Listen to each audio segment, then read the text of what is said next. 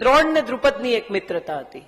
સ્કૂલમાં સાથે ભણ્યા ગુરુને ત્યાં, અને ગુરુને ત્યાંથી ભણીને છૂટા પડ્યા. દ્રુપદ રાજા થયા, દ્રોણ ઋષિ થયા.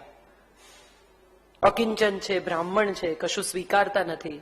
એક દિવસ એવો આવે છે કે એનો દીકરો અશ્વત્થામા કહે છે કે મારે દૂધ પીવું છે. બાકીના ઋષિકુમારો દૂધ પીએ છે, મારે દૂધ જોઈએ છે. એક બે દિવસ એની માં એને લોટમાં પાણી ડોળીને આપે છે, પણ અશ્વત્થામાને ખબર પડી જાય છે કે આ દૂધ નથી. એટલે અશ્વત્થામાની માં કૃપી, દ્રોણની પત્ની, એને કહે છે કે તમે તો કહો છો ને દ્રુપદ તમારો દોસ્ત છે, એને તમને અડધું રાજ્ય આપવાનું વચન આપેલું, તો જાઓ એની પાસે એક ગાય માંગી આવો. દ્રુપદ જાય છે, દ્રોણ જાય છે દ્રુપદના દરબારમાં, જઈને ઉભા રહે છે. દ્રુપદ ઓળખવાની પણ ના પાડી દે છે, છતાં એ દ્રોણ દીકરા માટે થઈને સ્વમાન ગુમાવીને ગાય માંગે છે. દ્રુપદ એનું અપમાન કરે છે, અને બહાર નીકળી રહેલો બ્રાહ્મણ ગાંઠ વાળે છે કે હું દ્રુપદના અભિમાનને ઉતારીશ. પાંડવોને ભણાવવા જાય છે, અને જ્યારે પાંડવોની શિક્ષા પૂરી થાય છે ત્યારે દ્રોણ કહે છે કે દ્રુપદને પકડીને લઈ આવો, એને મારા પગમાં નાખો. આ કેવી દોસ્તી છે! પાંડવો જાય છે, દ્રુપદને પકડીને લઈ આવે છે, દ્રોણની સામે નાખે છે. દ્રોણ એને કાંપિલ્ય નગર, એનું એક શહેર એની પાસેથી લઈ લે છે, અને એને છોડી તો દે છે, પણ એને બરાબર સંભળાવે છે કે જોયું તે, અભિમાન કોઈનું ટકતું નથી, આમ થાય છે, તેમ થાય છે. દ્રુપદ ફરી ત્યાંથી જઈને નક્કી કરે છે કે આનું તો મગજ ઠેકાણે લાવવું પડે. પુત્ર કામેષ્ટિ યજ્ઞ કરે છે, કારણ કે દ્રુપદને પુત્ર નથી એટલે પુત્ર કામેષ્ટિ યજ્ઞ કરે છે. વેરનો વારસ જન્મ લે છે. મા બાપ વાલનો વારસ, વિચારનો વારસ, વ્યવહારનો વારસ શોધે, અને વેરનો વારસ શોધે. દૃષ્ટદ્યુમ્નનું આગમન થાય છે, અને સાથે દ્રૌપદી આવે છે. Buy one get one free.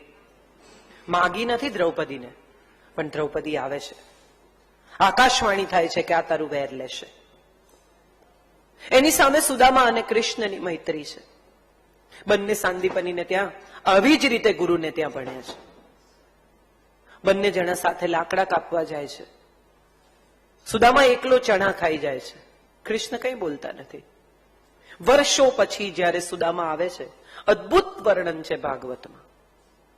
એક અકિંચન બ્રાહ્મણ આવીને ફાટેલા ધોતિયા સાથે દ્વારે ઉભો છે, આવું દ્વારપાળ કે છે, અને કૃષ્ણ બેઠા છે ત્યાંથી ઉભા થઈને દોડવા જાય છે, ધોતિયું પગમાં ભરાય છે, બે બાકડા થઈને બહાર દોડે છે કે અરે શ્રીદામા આવ્યો છે, મારો મિત્ર આવ્યો છે.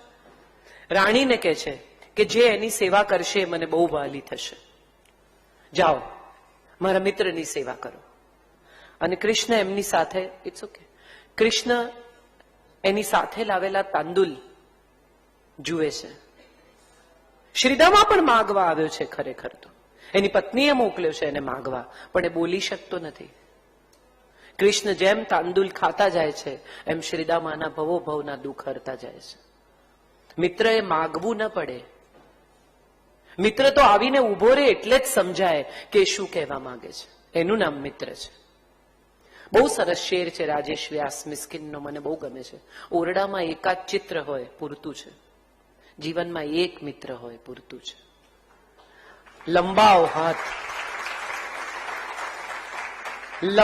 હાથ ભલે મેલો ગેલો, લંબાવ હાથ ભલે મેલો ગેલો, માણસ ભીતરથી પવિત્ર હોય એ પૂરતું છે.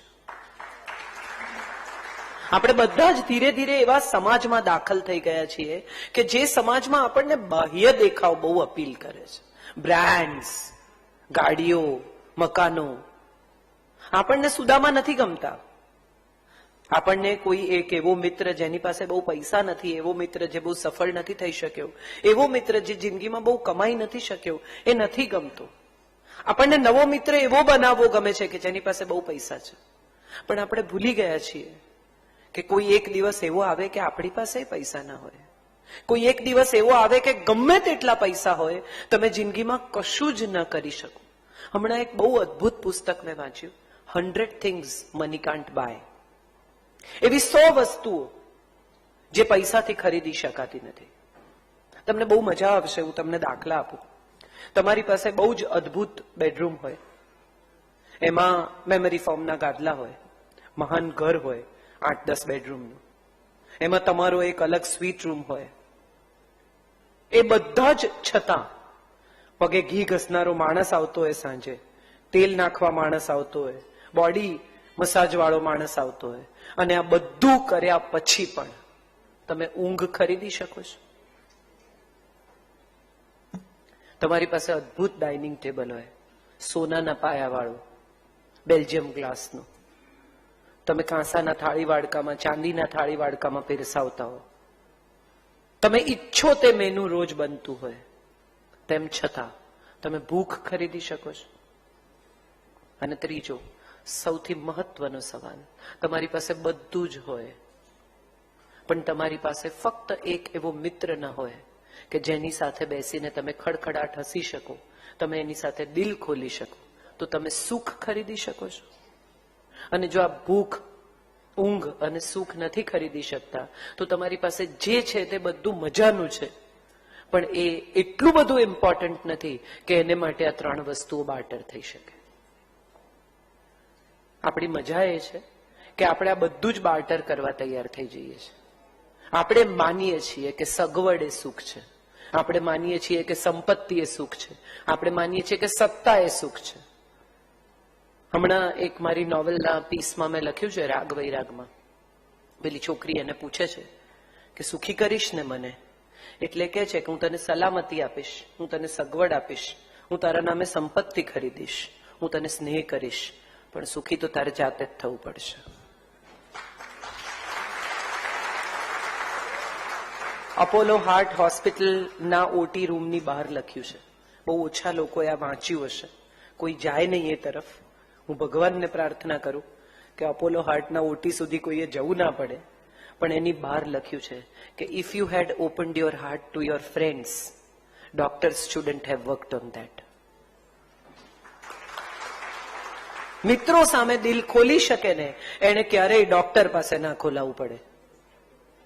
તમે વિચાર કરો, એક માણસ રસ્તા પર એકલો રડતો હોય તો કેટલા બધા લોકો એની પાસે જાય. ટિકિટ પડી ગઈ, પૈસા ખોવાઈ ગયા, વોલેટ જતું રહ્યું, કોકે માર્યો, શું થયું, આવું બધા જઈને પૂછે.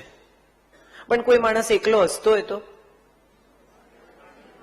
કેટલી વાર સુધી લોકો જુએ અને થોડી વાર પછી એમ્બ્યુલન્સ બોલાવે કે આમાં મજા નથી, કંઈક તો ગડબડ છે, કુછ તો ગડબડ હૈ. મજા એ છે કે તમે એકલા દુઃખી થઈ શકો, એકલા સુખી ન થઈ શકો. તમારે જોડે હસવા માટે અચૂક એક માણસ જોઈએ, તમારે સુખ વહેંચવા માટે અચૂક એક માણસ જોઈએ. ઘણા બધા લોકો આજકાલ તો ફેસબુક ઉપર સુખ વહેંચે છે. બહાર ફરવા જાય ને તો ફોટા એટલા માટે પાડે કે ફેસબુક પર અપલોડ કરે. ફરવાનો આનંદ નથી, ફોટા અપલોડ કરવાનો આનંદ છે. અને એમાં કેટલી લાઈક આવી, કોણ દુઃખી થયું? મજા એ છે, મજા એ નથી કે આપણે સુખી થયા કે નહીં. આપણું સુખ એ બીજાના દુઃખની કમ્પેરિઝનમાં છે. ગાડી ખરીદે નવી મર્સિડીઝ, 1-2 દિવસ બહાર મૂકી જુએ, પતિ પત્ની હાથ પકડીને સરસ જૂના ગીતો સાંભળતા ડ્રાઈવ પર જાય, એ કઈ મજા નથી. એમાં ક્યાં મજા? મજા શું છે? પડોશીને ઘરે તમે પેંડાનું બોક્સ આપવા જાઓ અને એ પૂછે કે કઈ લીધી, એટલે તમે કહો મર્સિડીઝ. એનું મોઢું જોઈને તમને જે મજા આવે એ મજા તમને બીજી કોઈ રીતે આવે જ નહીં. અને પડોશીની મજા સમજો પાછી એમાં, કે જેવા તમે પેંડા આપીને બહાર નીકળો એટલે તરત બારણું બંધ કરીને એમ કે એ તો કાળા ધોળા કરે એટલે લે, આપણાથી ના લેવાય. તમારો પેંડો ખાઈને તમને કોંગ્રેચ્યુલેશન કહીને તમારું બારણું બંધ થયું કે તરત એને આ કહ્યું, અને બહાર નીકળીને તમે પણ પેંડા આપીને શું પૂછ્યું? મોઢું જોયું એનું? આમાં ક્યાં સુખ છે? આમાં ક્યાં મજા છે? આ તો હરીફાઈ છે. બીજાને કેટલા દુખી કરી શકાય એની હરીફાઈ છે.